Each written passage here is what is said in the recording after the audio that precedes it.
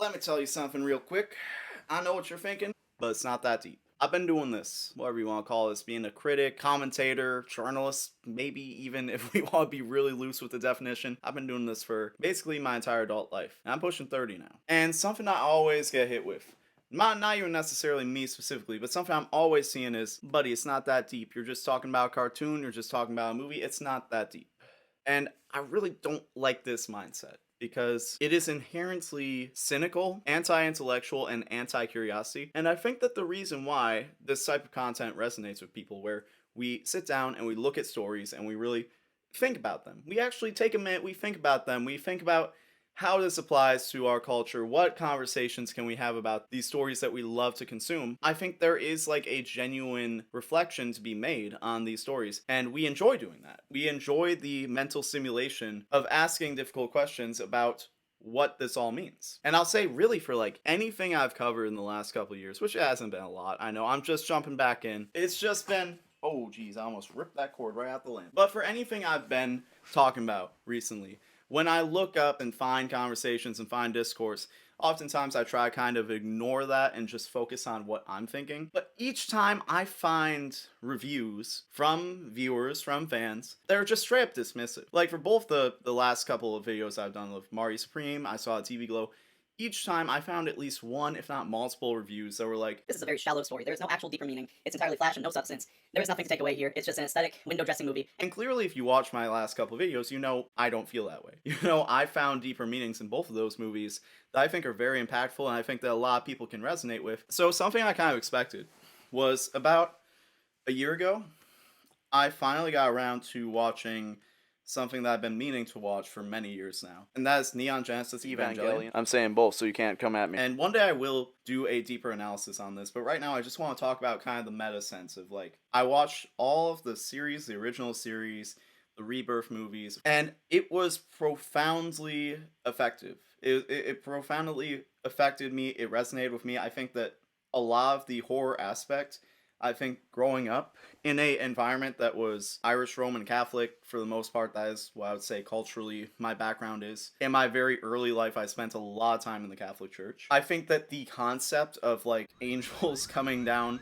in some like horrific like dystopian way of like punishing humanity for its sins and creating like these apocalyptic like viscerally horrific conditions, viscerally horrific scenes. I think that really resonated with me, and especially in the sense of like the idea of coming up, I'll just say it straight up, just like reaching adulthood right as we were getting to a point of like understanding the actual true impact that our that we were having on the environment and just how severe it was actually looking. I really resonated with the characters being adolescents and coming up in a world that they were pretty sure that they were not going to get to see, in a way where they kind of expect not to grow up, and grappling with that in the very juvenile and sometimes crude and disgusting and immature ways that you would kind of expect for characters these ages. There's no reason for me to be here.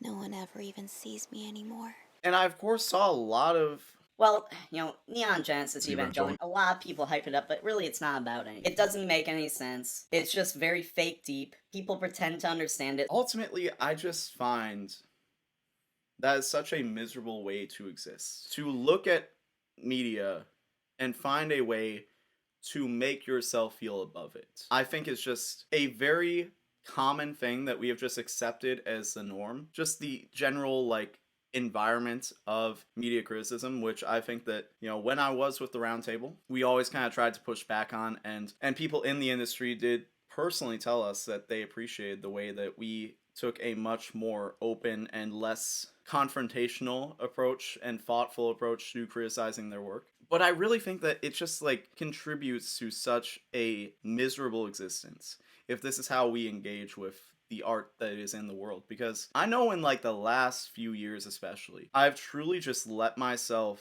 accept whatever is put in front of me. When it comes to art, I've become much more critical in a lot of ways as well, which over time I think you will all see that I have become much more critical. But I think that I've like cried watching movies and TV shows more than ever. Like, it's much easier for me to cry because I'm willing to allow myself to be naive.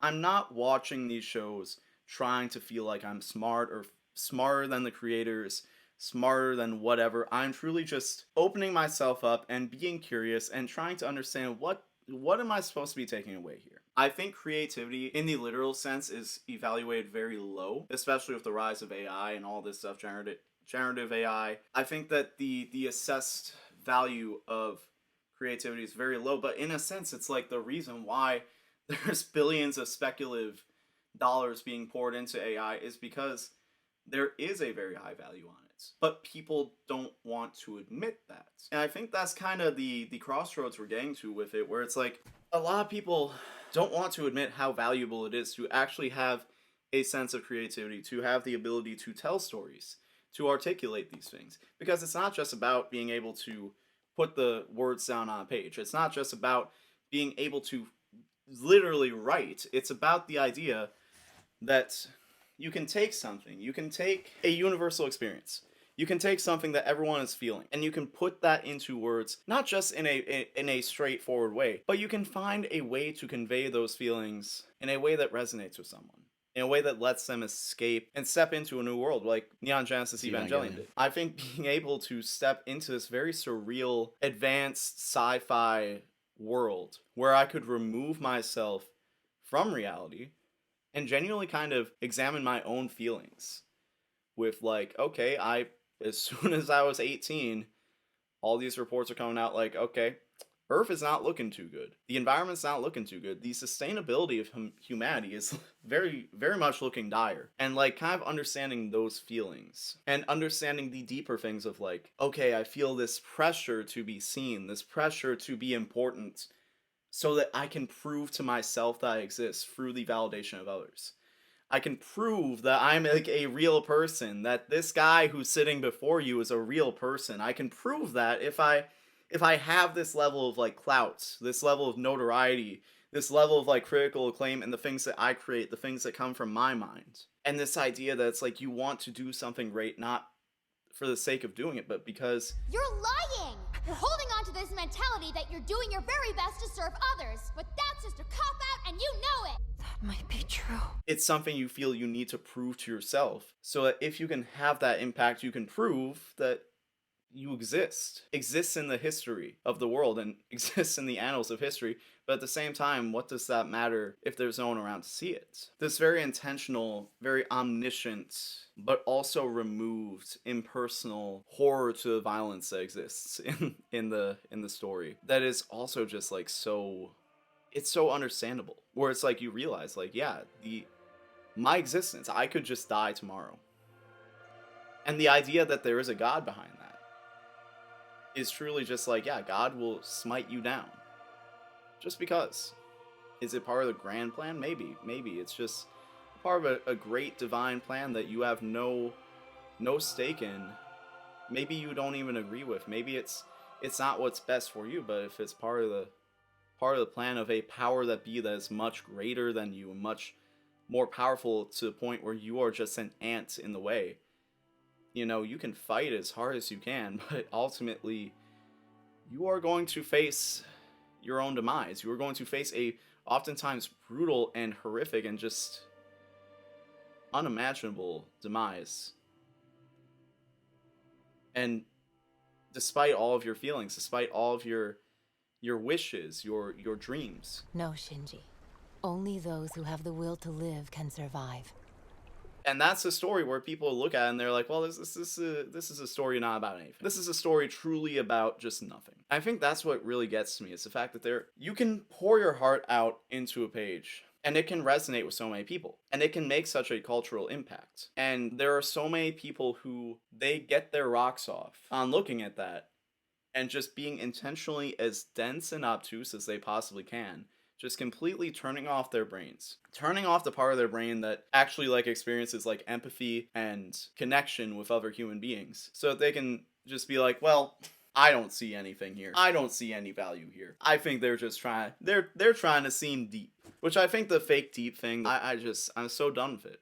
I'm genuinely done with it. Because I'm like, bro, we make art to move one another. To resonate and connect with one another. To truly exist as a human race. That's the whole point. That's what all this is about. That's why we're here. We're supposed to tell stories. We're supposed to share how we feel. We're supposed to write stories and consume stories so that we can communally share in the feelings that we have through that. Share in that mutual connection. And I think that part of it is just like we have become so anti-intellectual because we have become so disconnected, so antisocial. In a way, I think it is kind of fundamentally antisocial. Now, of course, you could also throw back at me the idea that, like, well, people are connecting and being cynical, but is that truly the society we want? Is it true? Do we truly want to live in a society that can only rally behind tearing other people down? Because that seems to be what fandoms tend to be nowadays, especially as like people within the industries of creation have become much more accessible through social media, through the internet. It seems as though there is a collective like culture, a collective connection in finding something that you genuinely love and finding some reason to just like witch hunt and purity test against the creator that I want to say I don't understand. I think for some people, especially with the indie animation scene starting to pick up, I think for some people it is like a case of it should have been me. Like, why does Vizzy Pop get to make her show? I have show ideas. Why does she get to do it? Why does she get to succeed as an independent creator of a cartoon? I should be able to do that. Since the inception of Has Been Hotel and Hell of a Boss, I've watched Vivzy Pop just constantly be one of the most hated people on the side of the internet.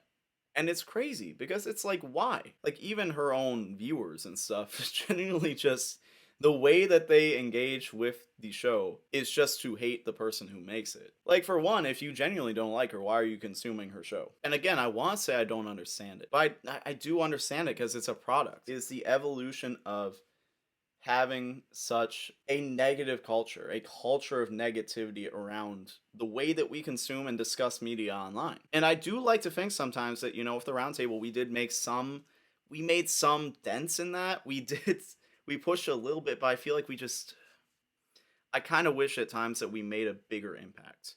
And it does seem like as soon as like I step back, Shane stepped back, it seems like around that time, like everything just switched back to, you know, we had a moment where the vast majority of online criticism, at least in our corner of the internet, you know, maybe sometimes too positive, I'll admit. I think that there were times where maybe I was looking for the good in certain pieces of media where I really could have been much more critical. I genuinely think. But as I stepped away, I think I saw everything just go back to, okay, we're just going to maliciously attack media. That's just how we're going to engage from now on. And that does make me really sad.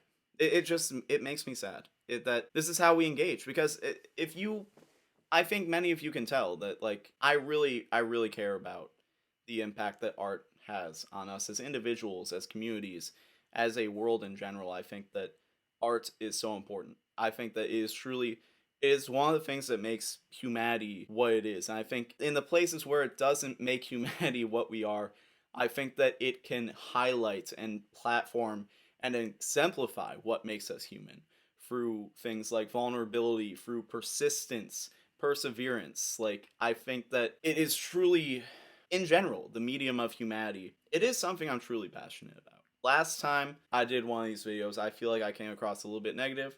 It clearly resonated with many of you. I'm happy for that, but I think that in a positive sense, if there's any impact I can make, I really just want us to have a healthier, kinder, more empathetic, more understanding, more curious way that we approach the media we consume, the stories that we tell, the stories that we hear, we read, we watch, we listen to. And I truly want to just normalize a much more understanding, much more positive, much more thoughtful, less cynical, less proving I'm the smartest person in the room way of consuming the things that we love. I think that's about all I got to say, so thank you for watching.